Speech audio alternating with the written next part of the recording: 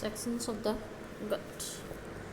The intestines are a long continuous tube running from stomach to anus where the absorption of nutrients and water occurs. Intestine में देखिए लंबी एक tube जो running में रहती है वो स्टमक से लेकर के एनस तक, जहाँ देखिए अब्जॉर्प्शन मतलब यहाँ पे न्यूट्रिएंट्स और वाटर को अब्जॉर्प्शन होता है. The intestines can be divided into the small intestines and large intestines. लेकिन इसमें ये टू पार्ट डिवाइड रहते हैं, एक तो स्मॉल इंटेस्टाइन और एक लार्ज इंटेस्टाइन. लार्ज इंटेस्टाइन में वाटर ऑब्जर्वेशन होता है, जबकि न्यूट्रिएंट का ऑब्जर्वेशन होता है वो कहाँ पे होता है, स्मॉल इंटेस्टाइन. Small intestine.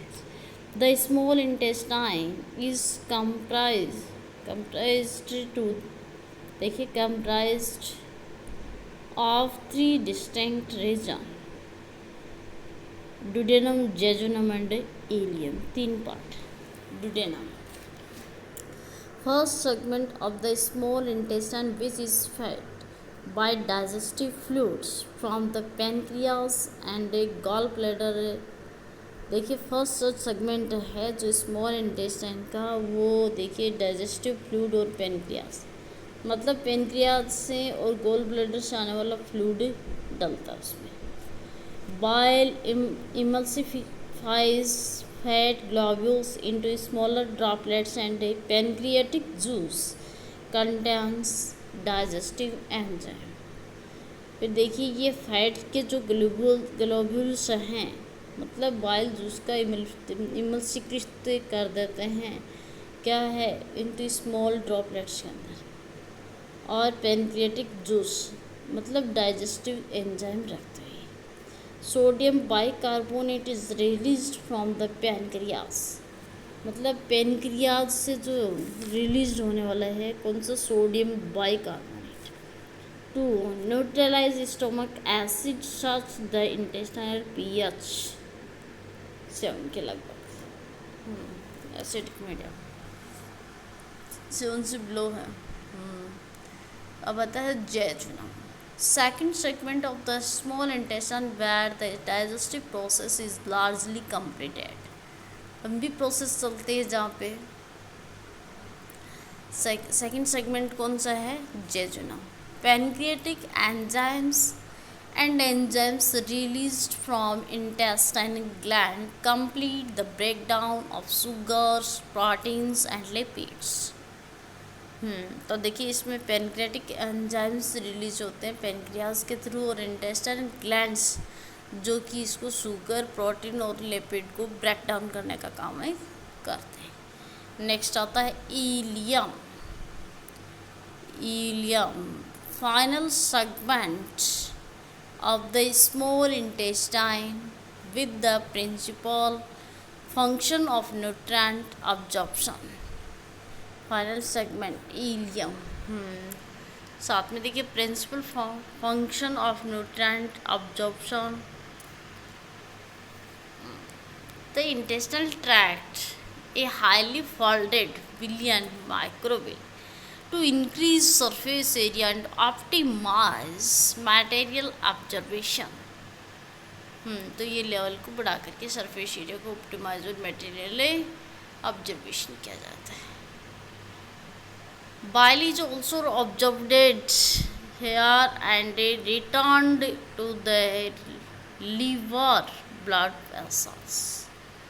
वहाँ से देखिए अपन को पता ऑब्जर्वेशन और बाद में वापस से कहाँ पे ब्लड वेसल्स में भेज दिया जाता है. नेक्स्ट आता है large intestine. The principal function of the large intestine is to absorb any remaining water and mineral ions. The large intestine है वो देखिए वाटर का ऑब्जर्वेशन करती है. The large intestine is divided into the ascending colon, transverse colon, descending colon, sigmoidal colon and rectum. देखिए ascending colon, transverse colon, descending colon और sigmoidal colon and rectum, ये इसके part. The appendix is also considered a part of the large intestine, although it is a vestigial remnant without an important function. Vestigial organ होता है appendix, एक अवशेष अंग के रूप में रहता है। ये देखा इस ये इंटेस्टाइन दिख रहा है, ये पार्ट है, देखिए transverse colon, ascending descending colon, appendix जो कि वेस्टिगल रिमेंट है, सिगमेंट देखिए सिग्मोइडल कॉलन, ये rectum, small duodenum, jejunum and ileum. ये जो पार्ट आपको दिखाई दे रहे हैं किसके हैं, इंटेस्टाइन के। स्मॉल इंटेस्टाइन, डुडेनम, जेजुनम और ileum. Large intestine, ascending descending और सिग्मोइडल, ट्रांसवर्स कोलन से फंक्शन बताती है। ये था digestive system.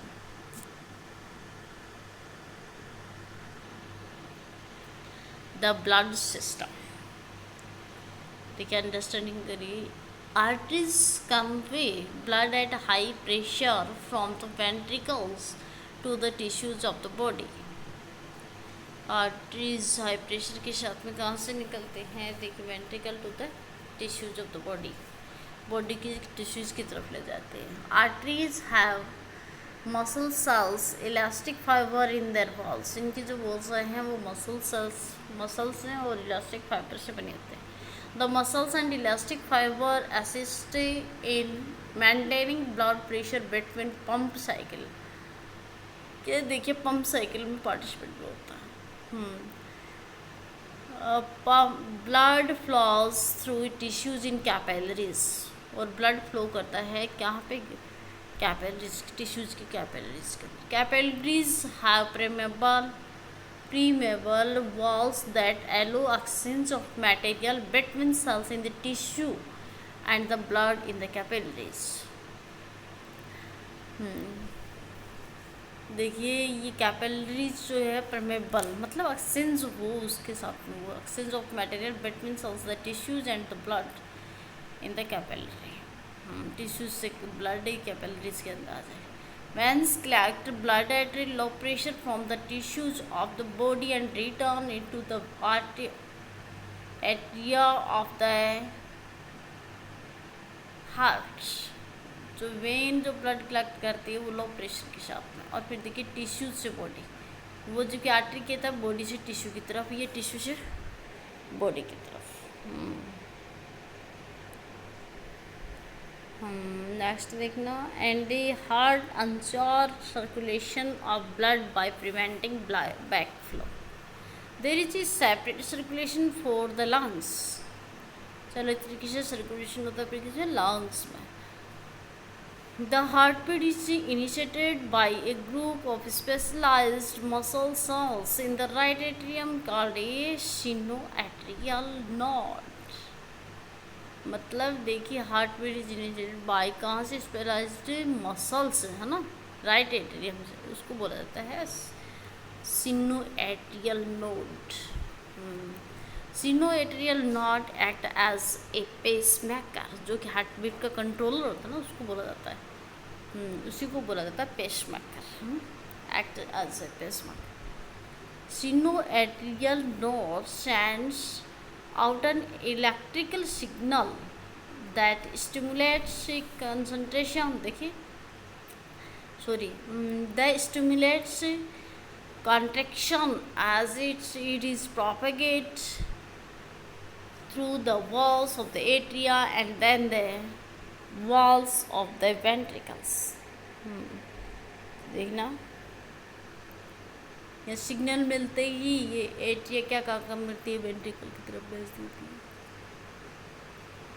The heart rate can be increased और decreased by impulses brought to the heart through two nerves from the medulla of the brain। अच्छा, decrease और increase किसके द्वारा होता है, इम्पल्स के द्वारा। मेडुला ऑफ द ब्रेन, वहाँ से देखिए हार्ट से दो नर्वस निकलती हैं वहाँ से, और वो मेडुला ब्रेन के मेडुला पार्ट में पहुंचा देते हैं। Epinephrine increases the heart rate to prepare for vigorous physically activity के लिए हार्मोन है ये, वो बढ़ाता है हार्ट रेट, एपिनेफ्रिन, जिसकी वजह से बढ़ाती है। तो पता चला क्या क्या हुआ कि आर्टरी है वो ब्लड मतलब हाई प्रेशर, जबकि वेन है वो लो प्रेशर के साथ में। और ये आर्टरी तो वेंट्रिकल से लेकर के टिश्यूज, मतलब ये है कि ऑफ द बॉडी की टिश्यूज को ले जाती है, जबकि वो टिश्यूज से सप्लाई करती है वेंट्रिकल की तरफ। ठीक है। आर्टरी मसल्स और इलास्टिक फाइबर से बनती है द्वारा, ये बने होने की वजह से ही उनके प्रेशर में पंपिंग प्रोसेस होती है। ठीक है। फिर वहाँ से ब्लड फ्लोज करवाती है और टिश्यूज़ की कैपिलरीज के अंदर करवाते हैं। ठीक है। कैपिलरीज की जरूरत होती है और ये परमेबल वॉल्स होते हैं, जिसकी वजह से वो ट्रांसपोर्टेड हो सके। यहाँ से ब्लड करके मतलब ये वेन है, वेन के अंदर लो ब्लड प्रेशर रहता है जो कि टिश्यू से बॉडी की तरफ ले जाती है। ठीक है। ये जो वॉल्स लगे हैं उनकी सर्कुलेशन के लिए, और ये मतलब ये बैक साइड में फ्लो नहीं करें उसके लिए ये वॉल्स लगा होता है। इसमें देखिए सेपरेट तरीके से सर्कुलेशन होता है हार्ट में भी, लंग्स के पे, और जिसमें स्पेशल मसल्स होते हैं। Right atrium called sinoatrial node. Sinoatrial node मतलब जहाँ वॉल्व लगे होते हैं उसको गति मापने का जो यंत्र जिस तरीके से अपन बोलता है ना उससे, तो वो आता है पेसमेकर। यही है सिनोएट्रियल नोड को, पेसमेकर मतलब हार्ट बीट रेट को मापने का काम कर लेता है। फिर हार्ट रेट इंक्रीज और डिक्रीज होती है वो किसके द्वारा होती है, इम्पल्स के थ्रू होती है। इसीलिए दो नर्वस निकलते हैं जो कि ब्रेन के मेडुला की ओर जाते हैं, इसलिए वो हार्मोन उतरता ही रहता है। उसके लिए एपिनेफ्रिन जो इंक्रीज हो जाता है तो उससे हार्ट बीट के प्रिपेयर के लिए मतलब फिजिकल एक्टिविटी के लिए वो प्रिपेयर करता है। ओके। एप्लीकेशंस